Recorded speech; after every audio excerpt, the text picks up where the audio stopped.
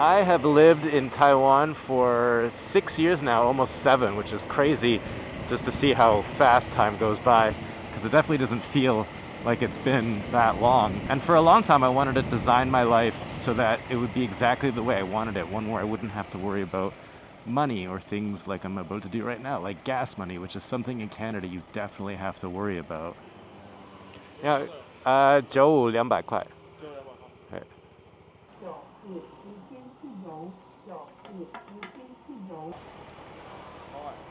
Shit. I wanted a life where I could make my own schedule and I can kind of do my own thing and make my own money for a long time. The question I want to answer today is, has Taiwan allowed me to do that? How has Taiwan changed my life and affected me? So in today's video, I want to show you guys what I do throughout the week, and you can see how my life is. I was a kindergarten teacher in Canada, and then I moved to China, and I discovered YouTube in the sense that I could become a YouTuber, and I worked really hard working a job and doing this channel up until the point until I can do it full time, and now it's my whole job. It's my business. It's how I make money. It's how I earn a living now. Taiwan has been a big part of that in allowing me to live well enough as a YouTuber and be able to survive and not have to worry too much about the cost of living. And so the first big way that Taiwan has changed my life is that I'm actually able to own and run a business, if you want to call this YouTube channel a business. I love it.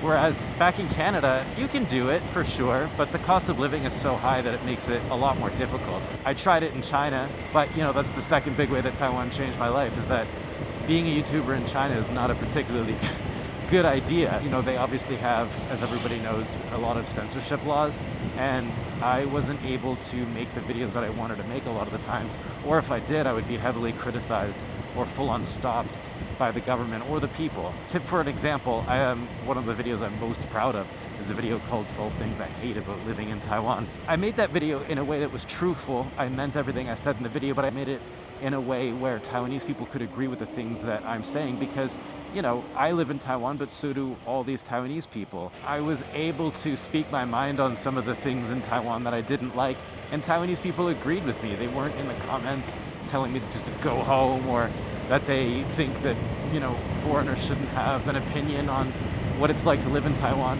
Because I'm here in Taiwan living with Taiwanese people, and I go through the same things that Taiwanese people do on a day-to-day basis to a certain extent. There isn't really a way to do that in China without getting into some serious trouble, because Chinese people are very sensitive about the things that people say about their country, and so is the government. And it's just not a safe place for a YouTuber to be. And it got to the point where it got kind of unsafe. There was a lot of people following me around in real life and online. Basically, it was time for me to go. It's a long story. I had a lot of YouTuber friends in China. We all left around the same time for those reasons. But Taiwan changed my life, and shit, I just got a speeding ticket.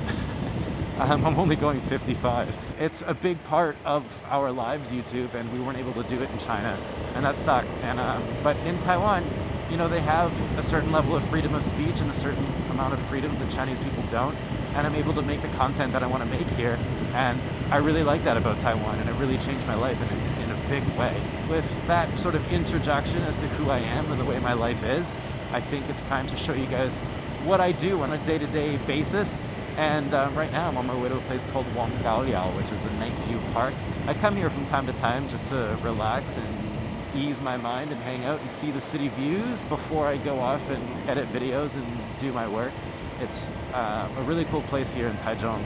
A lot of people come here, especially university students, on like romantic dates. I just come here by myself, a lonely man, but it's really nice, and I wanted to show you guys some of the views.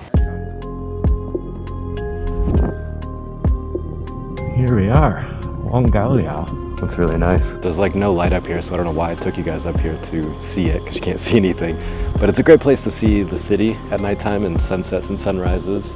But we're gonna go into that city in a second, and I'll show you guys where I get all my work done as a YouTuber here in Taiwan. But it's nice to come and relax and think.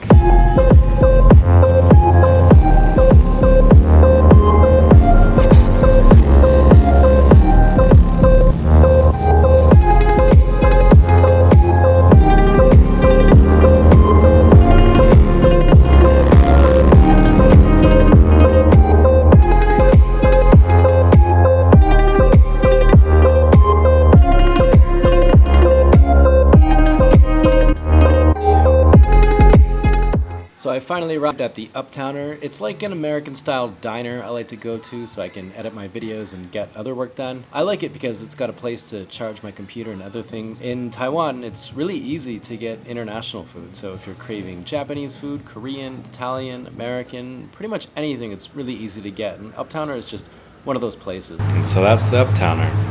Now it's closed. But this is generally where I edit all my videos because it's comfortable. Bye bye. 谢谢你们当我. Bye bye.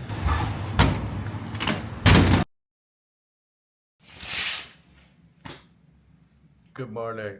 I somehow woke up at 10 o'clock this morning despite the fact that I went to sleep at 11 o'clock last night. That's like an 11, almost 12 hours sleep. I don't know why I have that like kind of magic ability to be able to sleep that long, but today I'm happy I got up in the morning so I can actually work at a normal time. I need to find a cafe with some AC. It is hot. That's one thing that changed my life in Taiwan. Getting used to the heat. I'm actually wearing pants today. It's pretty wild. It's so muggy. I did hear from a lot of Taiwanese people that Taiwan never used to be this hot. I wonder if that's true. 大杯热的。美式，然后大杯热的。内用还是外带？内用。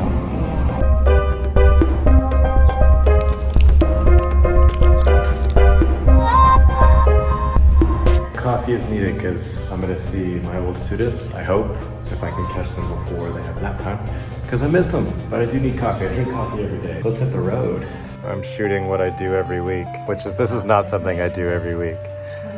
This is your office. You have your whole office to yourself. Look at the junk. Look at this. Disorganized. I have this little cubicle here, and the rest is just litter. Wow. My favorite is this one. Do you see how much detail I put into it? Looks just like a photograph. I'm really glad that this school still invited me out to things like the kids' graduation, which was very grandiose. But it was cool to see some of the videos I helped them edit up on the big screen, but the best part was just seeing my students perform on stage for the parents. I haven't taught them in over a year, but I'm still very proud of them. And Now it's time to say goodbye to kindergarten. May the chipmunk force be with you, and good luck on all your life's adventures. Goodbye.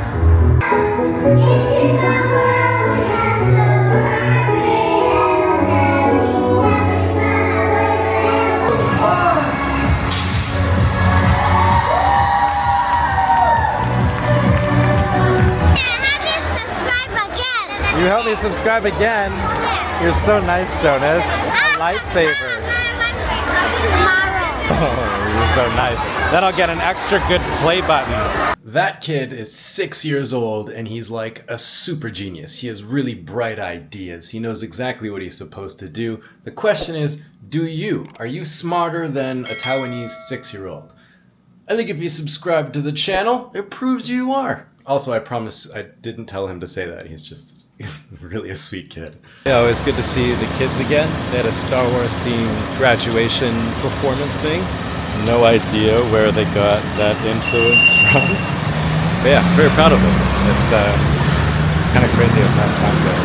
But you know, it's sad to see them graduate. I don't get to hang out with them anymore, but still proud of them.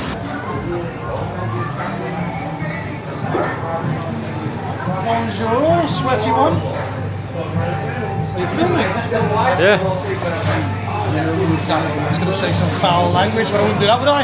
Responsible father, working hard with the button. Yeah, the Uptown has become our de facto office, pretty much, where we get a lot of our work done. Go for it. So this is our podcast that we're filming right now. Welcome to the podcast. Welcome to the Alan and Prozzy podcast, available at patreon.com/Alan and Prozzy, where I'm just about to read out Betty's comments, that we read out everybody's comment that comments on the channel. Code word Prozzy father to be. Oh. Bit of juicy gossip there for the main channel members.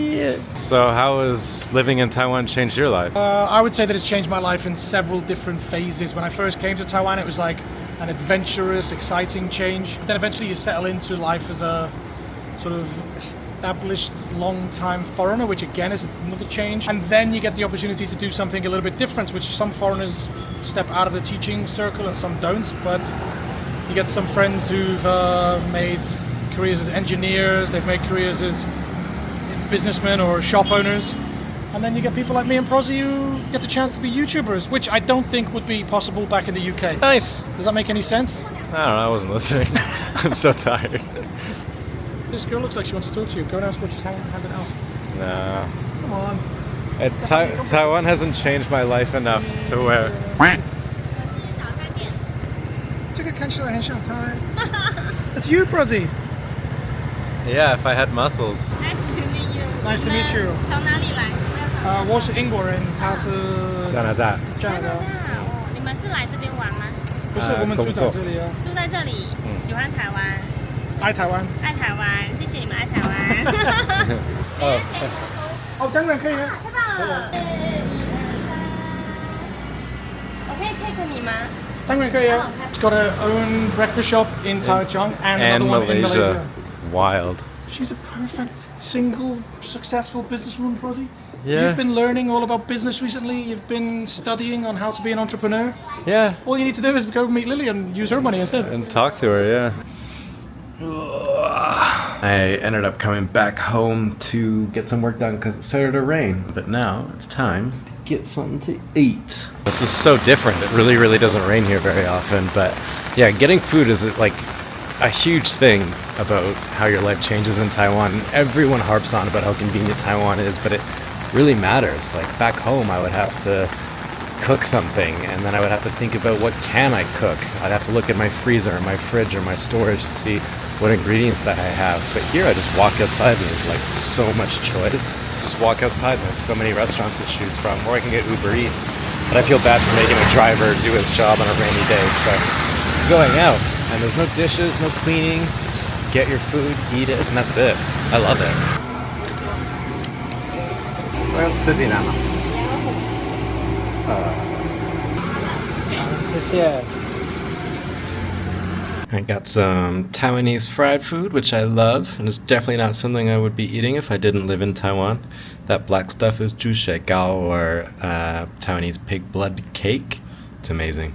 Can't wait to eat this, and then I gotta go to bed, get more work done tomorrow. Just really quickly before I go, I wanted to show you guys this insane typhoon that is approaching Taichung right now.